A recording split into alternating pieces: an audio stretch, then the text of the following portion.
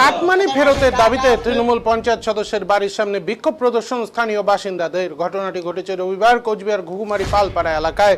অভিযোগ, কোচবিহার ঘুঘুমারি গ্রাম পঞ্চায়েতের 171 নম্বর বুথের তৃণমূল পঞ্চায়েত সদস্য মন্টু রায় ও তার সহকারী মিলে আবাস যোজনার ঘর পাওয়া উপভোক্তাদের কাছ থেকে 10,000 টাকা করে কাটমানি নিয়েছে। রাজ্য সরকারের পট পরিবর্তনের পর বিজেপি সরকার ক্ষমতায় আসার পর থেকেই কাটমানি নেওয়া নেতাদের বিরুদ্ধে সুর চড়িয়েছেন স্থানীয়রা।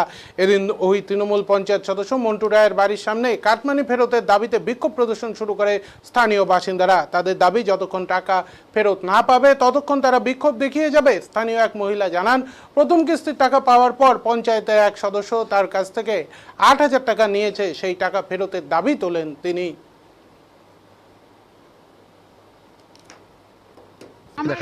টাকা নিয়েছে 8,000 টাকা। কত টাকা নিয়েছে? 8,000 টাকা। কিসের জন্য নিয়েছে? আমাকে টাকা দিছি। আচ্ছা, ওই টাকা আসি নিয়ে গেছে। কত টাকা পেয়েছিলেন ঘরের? 60,000 পাইছি। তার মধ্যে 8,000 টাকা দিতে হয়েছে। কাকে দিয়েছেন? দিছি তো হাতে, তো একাই তো রতন গেছি। আচ্ছা, কে রতন? কে? রতন পুলিশের বেটা। পুলিশের বেটা। হ্যাঁ, পঞ্চায়েত সেদিনকে আসে নাই, টাকাই দিছে। মানে আপনারা পঞ্চায়েতকে টাকা দিয়েছেন? পঞ্চায়েত হাতে আমি ডাইরেক্ট দেইনি, মারফত আর কি। আচ্ছা, মানে আপনার বাড়ি থেকে টাকাটা নিয়ে এসছে। এখন কি চাইছেন? নিচে 1,000 টাকা, তারপরে নিচে 7,000। এখন কি চাইছেন? এখন দাবি চাইতেছি টাকা পয়সা ফেরত। টাকা পয়সা ফেরত চাচ্ছেন? ফেরত চাচ্ছি।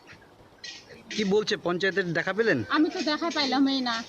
হ্যাঁ, তো আপনারা তো এটা সরকারি টাকা পেয়েছেন, সরকারি ঘর। তো আপনার কাছে যখন টাকাটা চাইলো আর কি বলে চাইলো, যে কেন টাকা চাচ্ছে, ওরা কি বললো? আমরা খুশি রাজি দিতে চাইছি, ওরা এখন নিবে না। এখন বলতেছে বলে না, টাকা দিতে হবে। সে কেন দিতে, আপনারা জিজ্ঞেস করেন কেন টাকা দিতে হবে? ওটা অত জিজ্ঞেস করি নেই। ওরা বলে খাটাখাটি দিচ্ছে।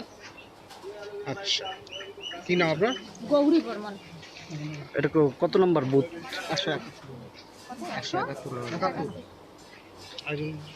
কেন এখানে বিক্ষোভ দেখাচ্ছে? টাকা নিয়েছে 8,000 টাকা। কত টাকা নিয়েছে? 8,000 টাকা। কিসের জন্য নিয়েছে? আমাকে টাকা দিছি। আচ্ছা, ওই টাকা আসি নিয়ে গেছে। কত টাকা পেয়েছিলেন ঘরের? 60,000 পাইছি। তার মধ্যে 8,000 টাকা দিতে হয়েছে। কাকে? টাকা ফেরত দিতে হবে। টাকা ফেরত দিতে হবে। আমার জন্য টাকা জোরপূর্বকভাবে নেওয়া গেল। বন্ধু, তুমি জব চাই, জব বন্দে মাতরম, বন্দে মাতরম। মানুষের টাকা ফেরত দিতে হবে। আমার জন্য টাকা হয়েছে যে প্রধানমন্ত্রী আবাস যোজনার যে যাদের নামে ঘর দিয়েছিল, তাদের কাছে জোরপূর্বকভাবে তৃণমূলের পঞ্চায়েত মন্টু রায় এবং তার সহকর্মী 10,000 টাকা করে তোমার কাটমানি নিয়েছে। আজকে পশ্চিমবঙ্গে পাপমুক্ত হওয়ার পর সাধারণ মানুষজন তাদের ন্যায্য টাকা নেওয়ার জন্য তৃণমূলের পঞ্চায়েত মন্টু রায় তার বাড়িতে উপস্থিত হয়েছে এবং এদের জনগণের টাকাটা যদি ন্যায্য টাকাটা যদি এরা চায়, তার জন্য আমরা সাধারণ মানুষজন এবং আমার বুথের কার্যকর্তারা এদের সঙ্গে মিলিত হয়ে এদের টাকাটা যদি পায়, তার জন্য আমরা উপস্থিত হয়েছি। প্রয়োজনে আমরা আইনের পদক্ষেপ নিব।